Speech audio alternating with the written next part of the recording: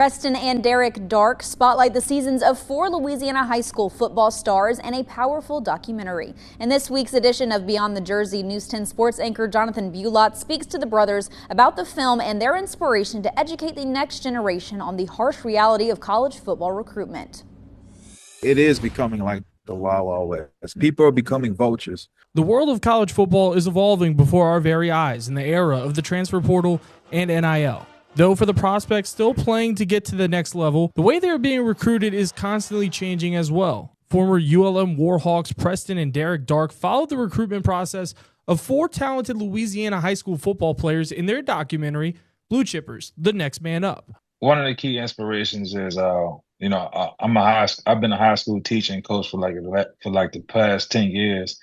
And we get a new class of kids that come in every year that wants to be, a 4 or 5 star recruit. I wanted to marry the two, being an educator and a filmmaker, and make this film so we can educate, those kids and potential recruits on how, the college football recruiting business is. One of those players spotlighted in the film, former Acadiana defensive back LaTerrence Welch. The film follows his 2021 season with the Wrecking Rams, where the team chased a three-peat as state champions. LT had a very unique story. LT didn't play a full football season, I think, until, dating back to his sophomore year. Also, LT, he was being raised by his single mothers with his 3 sisters, and I kind of found that quite unique. And he was just such an outstanding young man, a very, very well-spoken young man. So, he was just a guy that we think that we should have showcased how his recruiting process went.